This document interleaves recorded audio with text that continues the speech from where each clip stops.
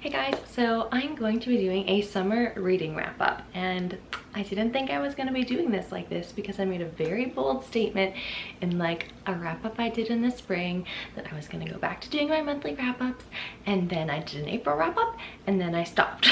So I have a lot of books that I read between May and August, so I'm actually splitting this into two videos. So this video is going to contain all the romance and thriller mysteries that I read, and then the next video that I do will talk about young adult books and then just like miscellaneous stuff that I don't really have a category for. So let's get into the books I want to talk about in this video, but it is 10 books. The thing with all these books, not all of them, but maybe all of them are really close to it. I do have a lot of reading vlogs that have talked about all these books, so it's going to be a little bit repetitive if you've seen those, but I thought it would be good to at least have a concise place where all of this bookish content I read over the summer was. So let me get into my romance reads first, in no particular order. The Happily Ever After playlist by Abby Jimenez, where I gave pretty much a 5-star rating. I have a full review for this one, so I'll leave that link down below if you want to know any more about it. But it is the second book, kind of a companion novel to The Friend Zone by Abby Jimenez, which was one of my favorite romances that I read last year. So loved it, and I really liked the sequel as well. It lived up to it. It was very different, followed a friend from the first book and her romance, but it deals with a lot of grief and her start of her relationship, and it's also kind of like a rock star romance, which if you had told me that going into it, I don't think I would have been that interested, but I actually really liked that element. I was really surprised by it. A super cute romance, but also super heavy. I would recommend it if you read The Friend Zone, if you like contemporary romance, something that is definitely a little heavier for romance, but still very good. Next, I'm going to talk about two books that are in a series. I read books 2 and 3 in the Girl Meets Duke series by Tessa Dare. So book 2 was The Governess Deal, and I think this is, I mean, they're all really good. I don't know which one is my favorite, but I think the Duke character in the second book is my favorite character that she's written for the whole series. So this is following this Duke who is kind of like, he's kind of like a player in society basically, and he's taking care of these two young girls. They become his wards, and he really has never dealt with children at all. Like, he seems like the last guy who should have two young girls he has to take care for, and they're kind of crazy, and they get rid of all of their governesses. So he enlists our main character to help him with these girls to be their governess. Duke's character, he was so funny and he didn't take himself too seriously, and I really liked his personality. Like, at first when I started, I thought, oh, I'm gonna hate this guy, he's so arrogant, but it's like an arrogance, a self-aware arrogance. I don't know how to describe it, but I really liked his character. So the next book after that is The Wallflower Wager, the book 3 in this series, and this follows Penelope, who I really liked her as a character because she was different from the other characters, like other female characters. She loves animals and pets and all the not wanted pets. So she has all these kind of pets with these funny little ailments, or they're just kind of a little bit off in some way, and she takes care of them. So she has a huge heart. She's super sweet, and this kind of rakish man moves into the house next to hers, and he just wants to flip it. He's like, has a bad reputation for I can't think of the word, but taking advantage of people and getting money out of it. I really, like, there's a word for that, I know, I can't think of it. Anyway, so he's like, even though he's wealthy, he's not really in with society because they don't really think he's that respectable. And so he is going to help Penelope get rid of her animals, help her animals find homes. And I really liked this one too. Definitely just enjoyable though. Not like favorite romances, but passing the time, and it's like a really quick read. So I really enjoyed that, but definitely not my favorite. And I mentioned this in the vlog that I just did where I read this. I feel like the Duke character is the same character in all of this whole series. Like, I feel like it's all kind of the same type of male. Anyways, enough with that series. Since I'm talking about historical romances, I'll share another historical romance that I read. This one is by Lisa Kleypas, and it is Coldhearted Rake. This has a very similar Duke character. All of the historical romances I've read so far have the same kind of broody, dark, arrogant character. I don't know, is that just a trope for the whole genre or just the ones that I'm reading? But this guy in this book inherits this land that has a ton of debts, so he's just like, I'm gonna sell this place. But his cousins widow. His cousin died. His wife, she is saying like, absolutely not, you cannot sell this place, you cannot sell this land, like a lot of people count on it. And so he's trying to like bring some worth back to it basically, and they form a relationship. I don't like about this book, if you read this book, you know what I'm going to be talking about. So you're following this main plot that I just described. Makes sense, like that's the book. Then like over halfway through, you get thrown this whole different plot starts getting put into the book, like even a different character perspective, like a side character actually has like chapters in their perspective about something that's completely separate from what our main plot is. So that just really annoyed me how that was done, because like you can hint at, oh, this person's gonna have another book in the series, like you see them as a side character, but giving them like kind of a plot and giving them chapters like in their perspective that aren't related to the main plot, I don't know, it just bothered me. But I will be continuing with the series because it's still enjoyable. I just didn't like how that part was done. Then I read The Romance Book Club by Lisa K. Adams, I think. This is a contemporary romance, and it's different because it actually follows a married couple who is on the rocks. They look like they're gonna get divorced. They have twin girls, and the guy really wants to kind of make it work because he, you know, loves his wife and his children, and he doesn't want to lose that.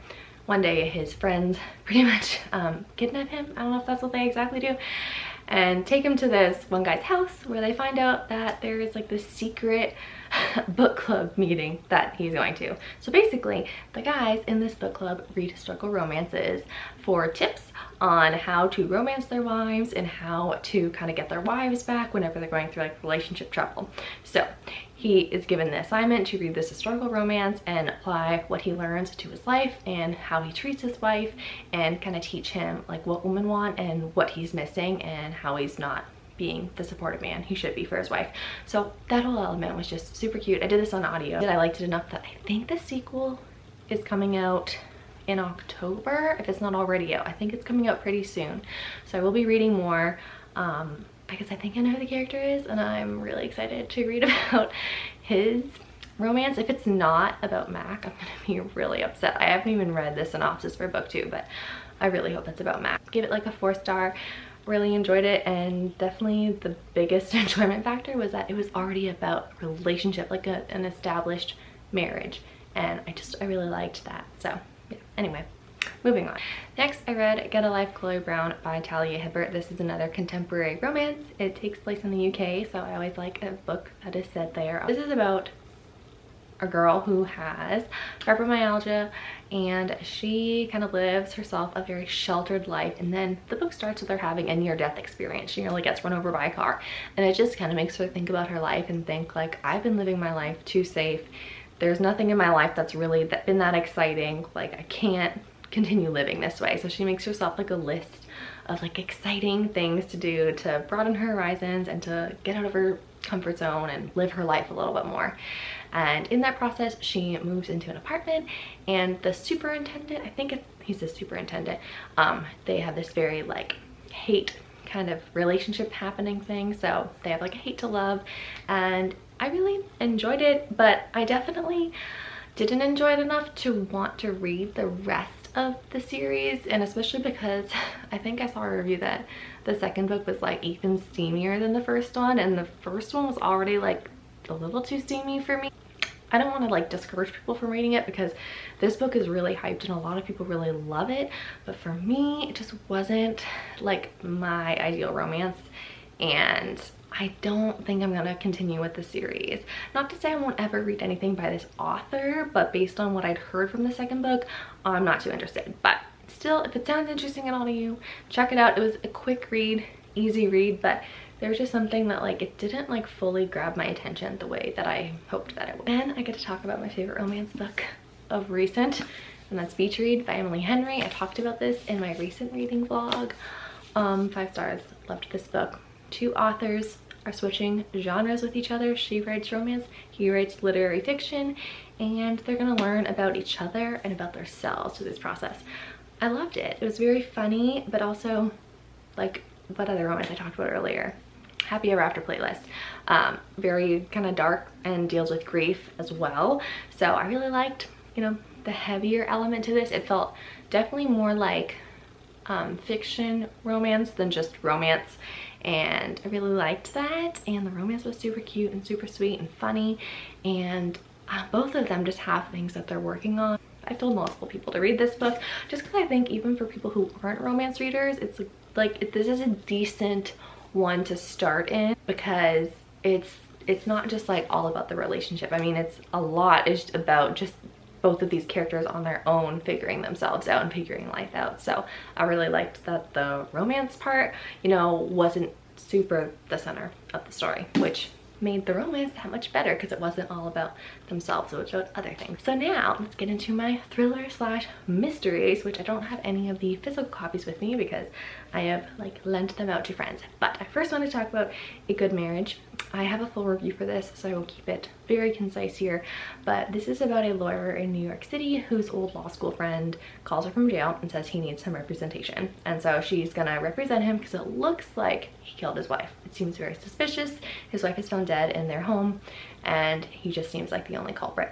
So you're learning about his life. I can't really say much more because it's a thriller mystery, but definitely had some huge twists and turns that I wasn't expecting. Like, there were definitely things that I saw coming, but some things that just I didn't see coming at all, and I thought it was pretty cool how it was done. So super enjoyed this one. And also you're learning about the lawyer herself is having a lot of personal troubles, and so she's bringing that into the case. And one thing I really liked about this book, I think I mentioned this in my review, was a lot of the like murder mysteries that I read or thrillers, a lot of the times they follow the detective. So I really liked that this time we actually got to follow a lawyer around. It was a bit of a different perspective, but I really liked it. Good and worth reading if you like thriller mysteries. And then next I read Home Before Dark by Riley Sager, which I think is going to be my favorite for this thriller list. This is, do I have a review for it? I may not, but I think I just talked about it in some vlogs, which is why it feels like I've already talked about it a lot, but I'll keep it concise. There's an adult woman, she's 30-ish, maybe 30 years old. Her father dies and leaves her this house. She doesn't know that her father still had this house because when she was 5 years old, they only lived in this house for like 3 weeks, and then her family left screaming in the middle of the night saying the house was haunted. And because of that, her father wrote a book about it and did tons of interviews and tours around the country and became very, very popular. This house became an icon, and she herself kind of became famous through this. Even though she was only a child, she doesn't remember any of their time at this haunted house. And so it really has bad memories for her because just a lot of it has followed her through her whole life. She is like, well, I don't want this house. I'm just gonna go flip this house, sell it, and never think about it again. Get it over with. But obviously she goes to the house and uncovers some secrets. One thing I super enjoyed about this book was, so there's a book within a book because the father wrote this book about the haunted house. And you know when you're reading a book and they talk about a book and then you get mad because you can't read the book and you really want to read the book that the book is talking about? Well, you actually get to read the father's book. There are excerpts from the father's book with this. So like every chapter, beginning or ending, I forget which it is, there's like an excerpt from his book. And so you're reading his version of what happened alongside what's currently going on with the daughter as she is redoing the house, which I love. Like together, that format is just perfection. And I really liked the haunted house feeling. Like, it's like just such a good setting. So 100% read this in October or the fall because it's kind of spooky, but in a good way. And it made me just want to read all of Riley Sager's stuff. And the final book that I have to talk about in this video is My Lovely Wife by Samantha Downing. This is about a married couple who does horrible things together. I don't want to really say much more besides that, but I will tell you, the wife is seeming a little suspicious. You're following the husband's perspective throughout this.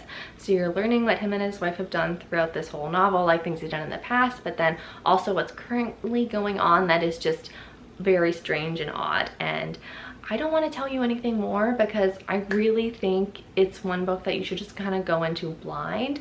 So yeah, it was creepy. It for sure kept my attention the whole time I was reading it. So I would recommend it if you know that you're going to read something a little twisted. Then if you're cool with that, go for it. So that's going to wrap up this video. Hopefully I'll have part 2 out here, you know, within another week or so. We'll see how that goes. But thanks for watching, and let me know if you've read these books, what you think of them, if there are any favorites I talked about. Thank you so much for watching, and happy reading.